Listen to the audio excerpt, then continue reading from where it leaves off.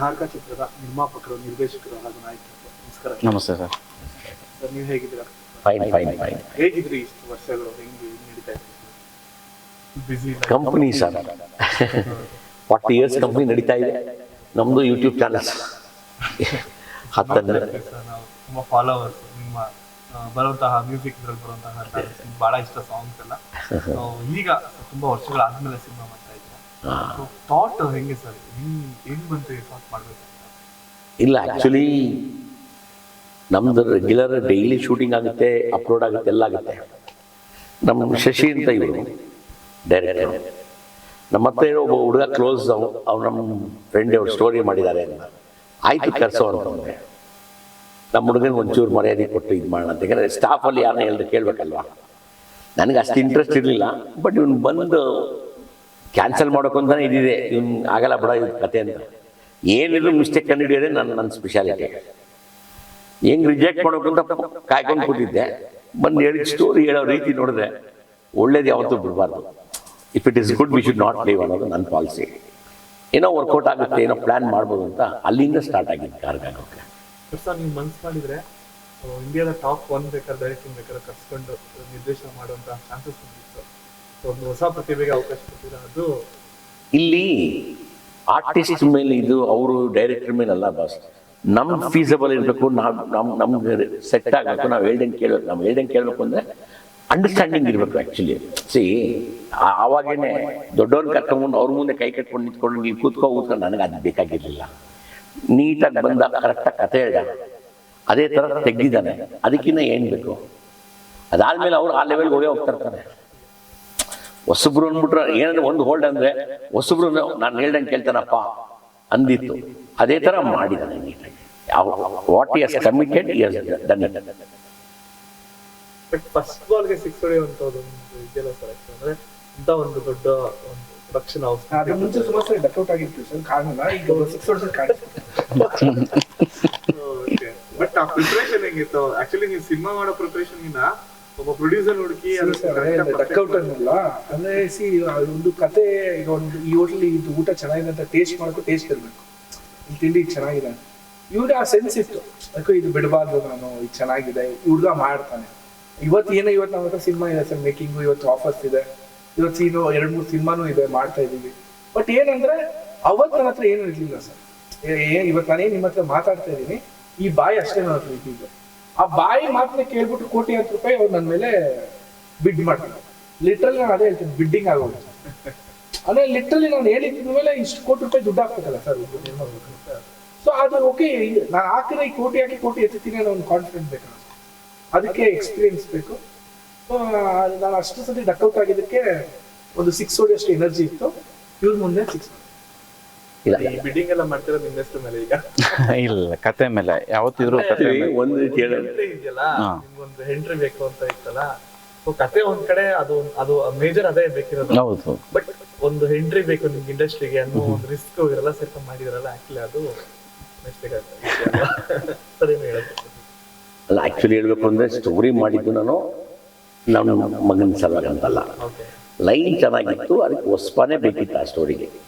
Non face ಹಾಕೋಕ್ಕಾಗಲ್ಲ, ದೊಡ್ಡ artist ಹಾಕೋಕ್ಕಾಗಲ್ಲ. ಯಾಕೆಂದರೆ ಅದು ಎಂಟ್ರಿ ಆಗೋದೇ ಒಂಥರ ಹೋಗ್ತಾನೆ. ಬಟ್ ಅಲ್ಲಿ ಉದ್ದೇಶ ಬೇರೆ ಇರುತ್ತೆ. ಲಾಸ್ಟ್ ಗೊತ್ತಾಗುತ್ತೆ ಅವ್ನು ಯಾರು ಅಂತ. ಫಸ್ಟೇ ನನ್ನ ದೊಡ್ಡ ಆರ್ಟಿಸ್ಟ್ ಇವನೇ ಎಲ್ಲ ಮಾಡ್ತಾರೆ ಅಂತ ಗೊತ್ತಾಗ್ಬಿಡುತ್ತೆ.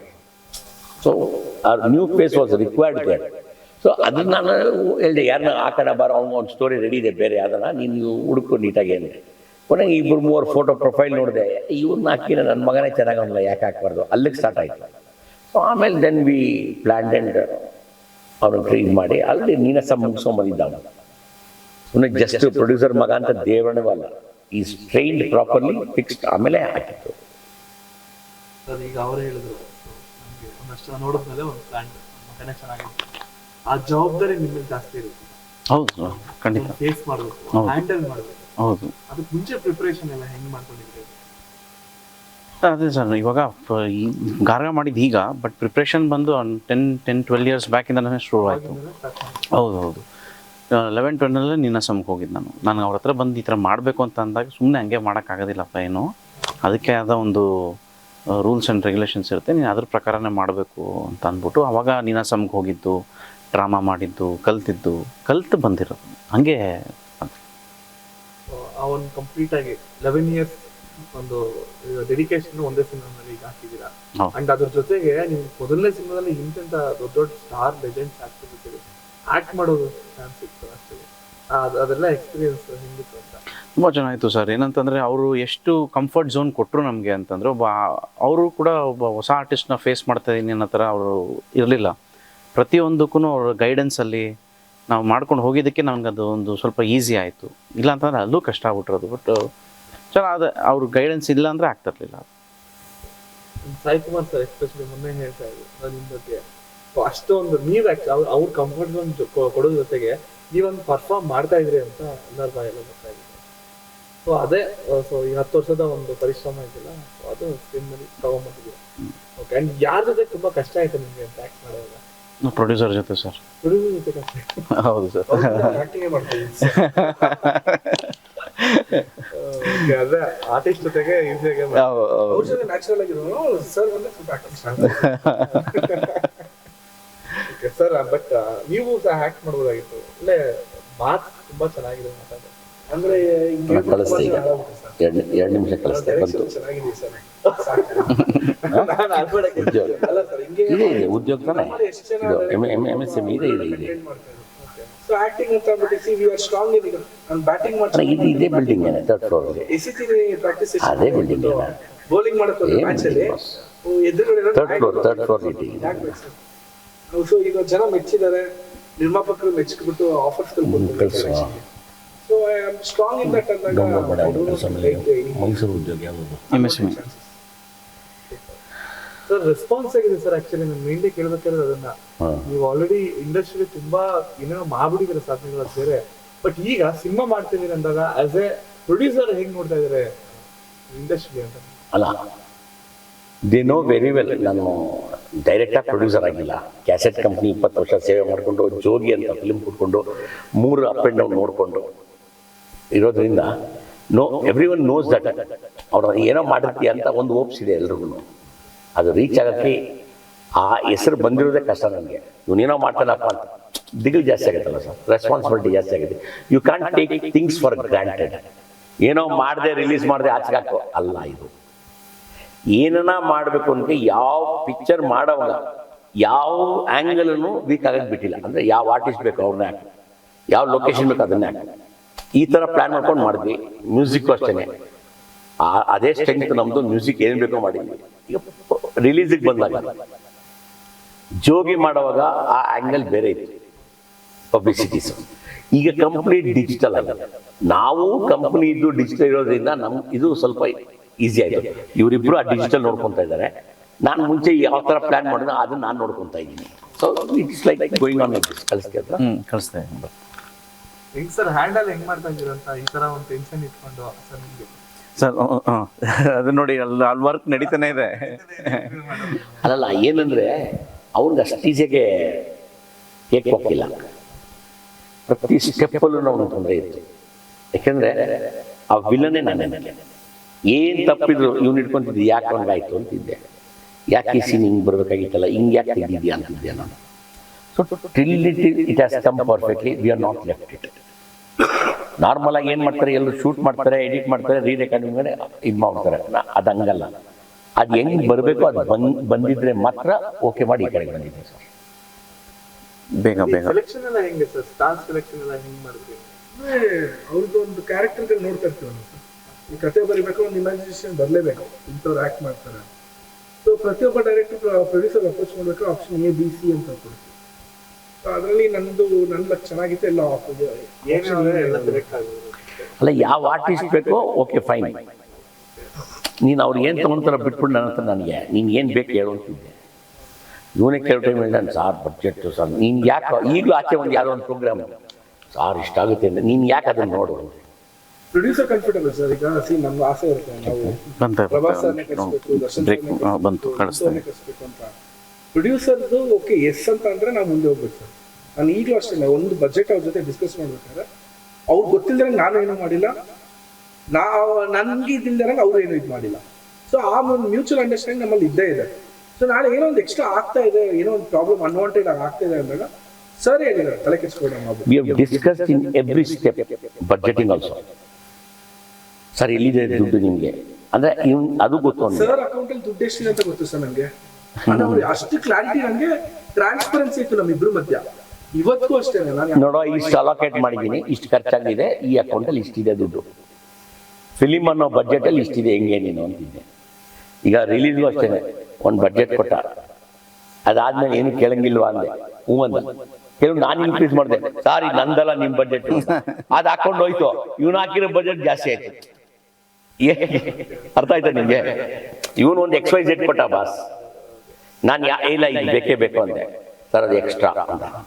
ಎಲ್ಲ ಇದೊಂಚೂರು ಸರ್ ನನ್ನ ನೋಡಿ ಬರ್ದು ತೋರಿಸಿದ್ದೀನಿ, ಮೇಲ್ ಹಾಕ್ಬಿಟ್ಟಿದ್ದಾನೆ, ವಾಟ್ಸಪ್ ಹಾಕಿದ್ದಾನೆ, ಅವನು ತಪ್ಪಾಗಲ್ಲ, ನಂದು ತಪ್ಪಾಗಕ್ಕಾಗಲ್ಲ. ನಾವು ವೈ ಆಮ್ ಟೆಲಿಂಗ್ ಅಂದರೆ, ಬಟ್ ಡೈರೆಕ್ಟರ್ ಏನಂತಾರೆ, ಪ್ರೊಡ್ಯೂಸರ್ ಕೊಡೋದಿತ್ತು ಅಂತಂದರೆ ಅದಕ್ಕೆ ಖರ್ಚು ಮಾಡೋ, ಇದಕ್ಕೆ ಖರ್ಚು. ನಾನು ಕತೆ ಕೇಳಿದ್ದೀನಿ, ನಾನು ನೋಡಿದ್ದೀನಿ, ಎಕ್ಸ್ಪೀರಿಯನ್ಸ್ ಆಗಿದೆ.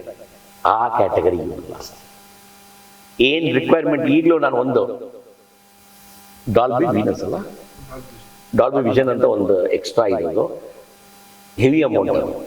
ಸರ್ ಬೇಡ ಸರ್, ಯಾಕೆ ನಮಗೆ ಅದ್ರ ಬದಲು ಬೇರೆ ಥರ ಮಾಡೋ, ಇಲ್ಲ ಅಲ್ಲ ನೋಡಬೇಕು ಮಾಡು ಅಂತ ನಾನು ಹೇಳ್ತಾ ಇದ್ದೀನಿ. ಅಂದ್ರೆ ನಾವು ಆ ವಿಷನಲ್ ಶೂಟ್ ಏನಾಯ್ತು ಸರ್, ನಾವು ಆ ಟೆಕ್ನಿಕಲಿ ಪ್ರೊಜೆಕ್ಟ್ ಮಾಡಬೇಕು, ಒಂದು ಬೇರೆ ಎಕ್ಸ್ಪೀರಿಯನ್ಸ್ ಕೊಡಬೇಕು ಅಂದ್ಬಿಟ್ಟು ವಾಟ್ ವಿ ಡಿಡ್, ನಮ್ದೊಂದು ಲಾರ್ಜ್ ಕ್ಯಾನ್ವಸ್ ಅಲ್ಲಿ ನಾವು ಶೂಟ್ ಮಾಡಿದ್ವಿ. We never thought it's a small film ಅವರ ಹೊಸಬ್ರು ಮಾಡ್ತಾ ಇದೀವಿ. I had that vision, let's make the scale big ಅನ್ನೋದು. ಅಂದ್ರೆ ನಾನು ಅಂದ್ರೆ ಸ್ಕೇಲ್ ಅನ್ನೋದಕ್ಕಿಂತ it's not about only the budget sir. ಅಂದ್ರೆ ನೋಡ್ಬೇಕಾದ್ರೆ ಓಕೆ ಒಂದು ವಾವ್ ಏನೋ ದೊಡ್ಡದಾಗಿ ಕಾಣಿಸ್ತಾ ಇದೆ ಅನ್ನೋದು ಒಂದು ವಿಷನ್. ಇದಕ್ಕೆ ನಾವು ಕ್ಯಾಮ್ರಾಸ್ ಆ ಟೈಮಲ್ಲಿ ನಾವೆಲ್ಲ ಟೆಕ್ನಿಕಲ್ ಐಟಮ್ಸ್ ಎಲ್ಲ ಇಂಪ್ರೂವ್ ಮಾಡಿದ್ವಿ. ಈ ಮೊನ್ನೆ ನಮ್ಮ ಟ್ರೇಲರ್ ಮಿಕ್ಸಿಂಗ್ಗೆ ವಿ ವೆಂಟ್ ಟು ಹೈದರಾಬಾದ್. ಅಲ್ಲಿಂದ ಅನ್ನಪೂರ್ಣ ಸ್ಟುಡಿಯೋಸ್ ಇಂದ ಮತ್ತೆ AMB ಇದರಿಂದ your film deserves Dolby vision, ಇದು ಡೂ ಇಟ್ ದೇರ್. ಯಾಕಂದ್ರೆ ನಿಮ್ ಸಿನಿಮಾ ಆ ತರ ಇದೆ. ಒಂದು ಫಿಲ್ಮ್ಗೆ 25 lakhs ಬಡ್ಜೆಟ್, ಬರೀ ಕನ್ವರ್ಷನ್ಗೆ ಸರ್. ಕನ್ವರ್ಷನ್ಗೆ ನಾನಂದೆ ಇಲ್ಲ ಗುರುವೇ, ಜಾಸ್ತಿ ಕನ್ನಡ ಫಿಲ್ಮ್ ಫಸ್ಟ್ ನೀವು ಮಾಡ್ತಾ ಇರೋದು, ಏನೋ ಮಾಡ್ಕೊಡ್ತೀನಿ ಬನ್ನಿ ಅಂದ್ರು. ಕೊನೆಗೆ ಅವ್ರು ಬಡ್ಜೆಟ್ ಮಾಡೋದು ಜಾಸ್ತಿನೇ ಇದೆ. ನಾನಂದೆ ಹೆಂಗೋ ಮಾಡೋಣ ಬಾ ಅಂದೆ. ಸಾರ್ ಯೋಚನೆ ಮಾಡಿ ಇಲ್ಲ ನೀವು ಫಿಕ್ಸ್ ಮಾಡಿ ಹೆಂಗೋ ಹೊಡೋಣ ಅಂತ. ವೈ ಆಮ್ ಟೆಲಿಂಗ್ ಯು ಅಂದರೆ we have made a content good. ಏನಾಗುತ್ತೋ ಅದಕ್ಕೆ ಪ್ರಯತ್ನ ಹಾಕೋಣ. ಅಲ್ಲಿ ಉಳಿಸು ಇಲ್ಲಿ ಉಳಿಸು ಅನ್ನೋಕ್ಕೆ ಇದು ನಾವು ಇದೆಲ್ಲ ಸರ್ ಮಾಡ್ತಿರೋದು, ಒಂದು ಫಿಲಿಮ್ ಅಂತ ಮಾಡ್ತಿರೋದು. ನಿಮಗೆ ಗೊತ್ತು ಏನು ಹೈಯೆಸ್ಟ್ ಮಾಡಿದ್ರೇನೆ ಇವಾಗ ಜನ ಲೈಕ್ ಮಾಡೋದು. ಮಾಡ್ಬಿಟ್ಟಿದೀವಿ ಹೈಯೆಸ್ಟ್, ಈಗ ಅದು ಸೌಂಡಿಂಗಲ್ಲಿ ಆಚೆ ಬರುತ್ತೆ, ಇದೇ ಬೇರೆ ಆಗುತ್ತೆ. ಯಾಕೆ ಬಿಡಬೇಕು? And we have the content, we have the technology. ಇವ್ನು ಮಾಡೋದೆಲ್ಲ ಮ್ಯಾಚ್ ಆಗ್ತಿದೆ ಅವ್ರಿಗೆ, they can do it. So ಅಂದಲೇ ಪ್ಲಾನ್ ಮಾಡೋದು. ರ್ಯಾಂಡಮ್ ಆಗಿ ನಾವು ಯಾವುದೋ ಅಲೆಕ್ಸಾ ಅಲ್ಲಿ ಮತ್ತೆ ರೆಡ್ ಶೂಟ್ ಮಾಡ್ಕೊಂಡು ಹೋಗಿ ಇದು ನಿಮ್ಮ ಅಕೌಂಟ್ ಅಲ್ಲಿ ಇದೆ ಅಲ್ವಾ? ಹಾಕ್ತೀವಿ ಇದೆ ತಾನೇ ಬೇರೆ ಅಂತಂದ್ರೆ ನಮ್ದು ಕ್ಯಾಮ್ರಾ ಇದೆ 2.5K ಅಲ್ಲಿ ನಾವು ಇದು ಮಾಡ್ತೀವಿ Alexa. And the requirement is 8K. ಮತ್ತೆ ಡಾಲ್ಬಿ ವಿಷನ್ ಅಂತಂದ್ರೆ ಇಟ್ಸ್ 500 ಸೀಟಿಂಗ್ ಕೆಪಾಸಿಟಿ ಸರ್. ಓಹೋ, 200 ಅಡಿ ಇದೆ ಸರ್. ಒಂದು ಆ ದೊಡ್ಡ ಆಡಿಟೋರಿಯಂ 200 ಫೀಟ್ ಇದೆ. ಆ ಇದರಲ್ಲಿ ಈಗ IMAX ಹೈಯೆಸ್ಟ್ ಇತ್ತು ನಮ್ಮಲ್ಲಿ. ಈಗ AMB ಅನ್ನೋದು ಹೈಯೆಸ್ಟ್. ಆಕ್ಚುಲಿ ಇಲ್ಲಿವರೆಗೂ ಯಾವ ತರ ಅದು 15th ಬಂತು, ಬಟ್ ಯಾವ ಫಿಲಮ್ಸ್ ಅಲ್ಲಿ ಪ್ರೊಜೆಕ್ಟ್ ಆಗಿಲ್ಲ, because the film is not matching their quality. ನಮ್ಮ ಇದಕ್ಕೆ ಅವರೇ ನಮ್ಗೆ ಏನಂತಾರೆ, ನಾವು 280 ಸ್ಕ್ರೀನ್ಸ್ ಯಾವುದೋ ನಾವು ಸೆಲೆಬ್ರಿಟಿ ಶೋಗೆ, no no no no, your film deserves here. First Kannada film ಆಗಬೇಕು, ನಮ್ಮ ಬೆಂಗಳೂರಿಗೂ ತಲೆ ಕೆಡಿಸ್ಕೊಬೇಡಿ ಮಾಡಿ. ಅವ್ರು ನನಗೆ ಎಷ್ಟು ಹೆಲ್ಪ್ ಮಾಡ್ತಾ ಇದ್ದಾರೆ ಅಂತಂದ್ರೆ, ನಮ್ಮ ಕಲರ್ಸ್ ಜೊತೆ ಮಾತಾಡ್ತಾ ಇದ್ದಾರೆ, ನನ್ನ ಇದ್ರ ಜೊತೆ ಮಾತಾಡಿ, no no you do like this, you do like this ಅಂತ ಅವ್ರು ನನ್ನ ಜೊತೆ ಕೋಆರ್ಡಿನೇಟ್ ಮಾಡ್ಕೊಂಡು, ವಿ ನೆವರ್ ಥಾಟ್ ಇದು ಇಷ್ಟು ದೊಡ್ಡದಾಗುತ್ತೆ. ಹಂಗೆ ಐಡಿಯಾ ಇದೆ, ಜನ ನೋಡೋ ಒಂದು ಎಕ್ಸ್ಪೀರಿಯನ್ಸ್ ಕೊಡೋಣ. ಆ ಎಕ್ಸ್ಪೀರಿಯನ್ಸ್ ಇಷ್ಟು ದೊಡ್ಡದಾಗುತ್ತೆ ನಮ್ಗೆ ಗೊತ್ತಿಲ್ಲ. ಜಾಸ್ತಿನೇ ಆಗ್ತದೆ, ಜಾಸ್ತಿ ಆಗ್ತದೆ. ಅದೇ ಬಂದ್ಬಿಡುತ್ತೆ ಕನ್ವರ್ಷನ್. ಸೊ ಏನಾಗುತ್ತೆ, IMAX ಇದು ಎಲ್ಲ ಬಂದಾಗ ಏನಾಗುತ್ತೆ, IMAX ಒಬ್ಳೆ ಆಗುತ್ತೆ 100%. ಆದ್ರೆ 8K ಅಂತ. ಸೊ ಏನಾಗುತ್ತೆ, IMAX ನೆಕ್ಸ್ಟ್ ಲೆವೆಲ್ ಪ್ಲೇ ಇದೆ. IMAX ಎಲ್ಲ ಕಡೆ ಬಂದಾಗ ಏನಾಗುತ್ತೆ, ಒಂದು ಕನ್ನಡ ಫಿಲಮ್ ಒಬ್ಬ ಡೆಬ್ಯೂ ಡೈರೆಕ್ಟರ್ ಆಗಿ ನನ್ನ ಫಸ್ಟ್ ಫಿಲಮೇ ನಾನು IMAX ಮತ್ತೆ ಇಲ್ಲ, ಈ ರೆಸ್ಪಾನ್ಸಿಬಿಲಿಟಿ ಮತ್ತೆ ಇನ್ನೂ ಜಾಸ್ತಿ ಆಗುತ್ತೆ ನಮಗೆ. ಈಗ ಅರುಣ್ ಮೇಲ್ ಫೋಕಸ್ ಮಾಡೋದ ಅಥವಾ ಸಿನಿಮಾನ ಯಾವ ಲೆವೆಲ್ ಜನಕ್ಕೆ ಟಚ್ ಮಾಡೋದ, ಅದು ಪ್ರೊಡಕ್ಷನ್ ಎಷ್ಟು ರಿಕವರಿ ಆಯ್ತು ಭಯ ಏನು ನಿದ್ದೆ ಬರ್ತಾ ಇಲ್ಲ. ಆಕ್ಚುಲಿ ಆಲ್ಮೋಸ್ಟ್ ಒಂದು 3-4 days ಆಯ್ತು. ನೆನೆ ಸರ್ ರೆಡ್ ಬುಲ್ ತಸ್ಬಿಟ್ಟು ಕೊಡ್ಸಿದ್ರು, ಅಷ್ಟು ಸುಸ್ತಾಗಿತ್ತು. ಅದೇ ಹಂಗೆ ಆಗ್ತಾ ಇದೆ. ರೆಸ್ಪಾನ್ಸಿಬಿಲಿಟಿ ಆಗ್ತಾ ಬರ್ತಾ ಲಾಸ್ಟ್ ಮಂತ್ ಚೆನ್ನಾಗಿ ಚಿಲ್ಲಾಗಿದೆ, ಕಂಟೆಂಟ್ ಚೆನ್ನಾಗಿ ತಲೆ ಕೆಡಿಸ್ಕೊಂಡು ಹೊಡಿತೀವಿ ಅಂತ ಅಂದ್ಬಿಟ್ಟು. ಬರ್ತಾ ಬರ್ತಾ ಏನಾಗ್ತಾ ಇದೆ, ರೆಸ್ಪಾನ್ಸಿಬಿಲಿಟೀಸ್ ಜಾಸ್ತಿ ಆಗ್ತಾ ಇರ್ಬೇಕಾದ್ರೆ ನಿದ್ದೆ ಆಗ್ತಾ ಇಲ್ಲ, ಊಟ ಸೇರ್ತಾ ಇಲ್ಲ, ಗೊತ್ತಾಗ್ತಾ ಇಲ್ಲ ಏನ್ ನಡೀತಾ ಇದೆ ಅನ್ನೋದು.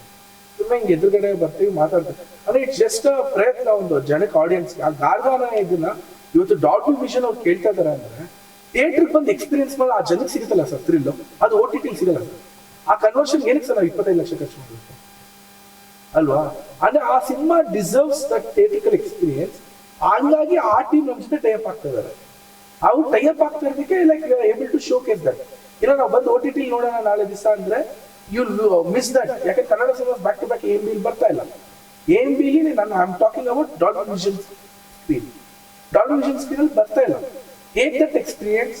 ಡಾಲ್ಬಿ ವಿಷನ್ ಸ್ಕ್ರೀನ್ ಅಲ್ಲಿ ಗಾರ್ಗಾ ಸಿನಿಮಾ ಇರುತ್ತೆ. So you have to take that experience. ಮತ್ತೆ ಗಾರ್ಗಾ ಮೇಲೆ ಇನ್ನೊಂದು ಸಿನಿಮಾ ನೋಡ್ತೀನಿ ಅಂದ್ರೆ ಆಗಲ್ಲ ಸರ್. ಯಾರೋ ಮಾಡ್ಬೇಕು ದೊಡ್ಡ ಸಿನಿಮಾ ಎಲ್ಲ. ಮೊನ್ನೆ ಕಾಂತಾರನೇ ಕನ್ವರ್ಷನ್ ಮಾಡಿಸ್ಬಿಟ್ಟು ಪ್ರೊಜೆಕ್ಟ್ ಮಾಡಿದ್ರು ಎಲ್ಲಾರು to show what is Dolby Vision ಅನ್ನೋದು. ಕರೆಕ್ಟ್ ಅಲ್ವಾ? ನಿಮ್ ಪ್ರೆಸ್ ಅವ್ರನ್ನೆಲ್ಲ ಕರೆದಿದ್ರು. ಸೊ ಅದು ಕನ್ವರ್ಷನ್ ಮಾಡಿಸಿ ತೋರಿಸಿದವರು. ಬಟ್ ನಮ್ದು ರಿಲೀಸ್ ಬಿಫೋರೇನೆ ಅದು ಇದಿದೆ ಅಂತ ಅವ್ರು ಹೇಳ್ತಾರೆ ಆ ಗ್ರೇಡಿಂಗ್. ಸೊ ಆ ಎಕ್ಸ್ಪೀರಿಯನ್ಸ್ ಬೇಕು ಅಂದ್ರೆ ಜನ ಥಿಯೇಟರ್ಗೆ ಬರ್ಬೇಕು. ಥಿಯೇಟರ್ಗೆ ಬಂದು let them tell after the show ಇದು ಚೆನ್ನಾಗಿಲ್ಲ ಅಂದ್ರೆ ಚೆನ್ನಾಗಿಲ್ಲ ಅಂತ ಹೇಳಿ, ಚೆನ್ನಾಗಿದೆ ಅಂದ್ರೆ ಚೆನ್ನಾಗಿದೆ. ಅದಕ್ಕೆ ನಾನು ನಂಬರ್ ಕೂಡ ಕೊಟ್ಟಿದ್ದೆ ಮೊನ್ನೆ ಇವೆಂಟ್ ಅಲ್ಲಿ. ಈ ಕಾಲ್ ಮಾಡ್ಬಿಟ್ಟು ನನಗೆ ಬೈರಿ ಚೆನ್ನಾಗಿಲ್ಲ ಅಂತ.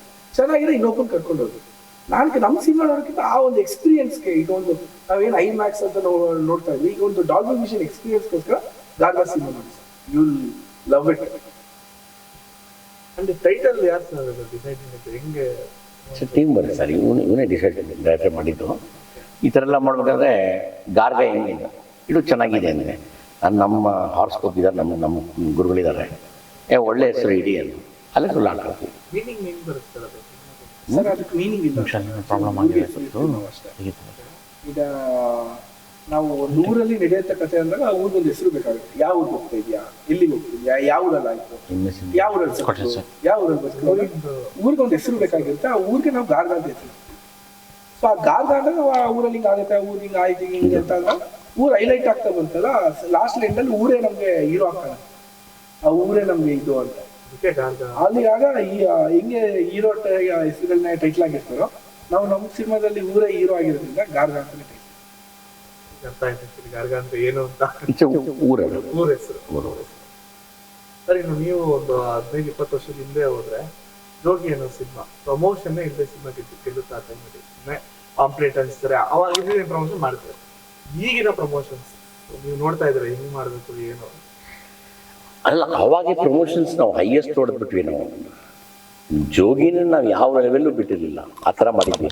ಬಟ್ ಆ ಫಾರ್ಮೆಟ್ ಬೇರೆ, ಈ ಫಾರ್ಮೆಟ್ ಬೇರೆ. ಅದು ಅನಲಾಗ್ ಇದೆ, ಡಿಜಿಟಲ್ ಅಷ್ಟೇ. Bus simple. ಡಿಜಿಟಲ್ ಅಂದರೆ ಎಲ್ಲರ ಕೈಲಿ ಇರುತ್ತೆ, ಅನಲಾಗ್ ಅಂದರೆ ಥಿಯೇಟ್ರಲ್ಲಿ ಇರ್ತಿತ್ತು. ಕರೆಕ್ಟ್. ಎಲ್ಲರ ಕೈಲೂ ಮೊಬೈಲ್ ಇದೆ, ಎಲ್ಲರ ಕೈಲೂ ಲ್ಯಾಪ್ಟಾಪ್ ಇದೆ, ಎಲ್ಲರ ಕೈಲೂ ಕಂಟೆಂಟ್ ರೀಚ್ ಆಗುತ್ತೆ.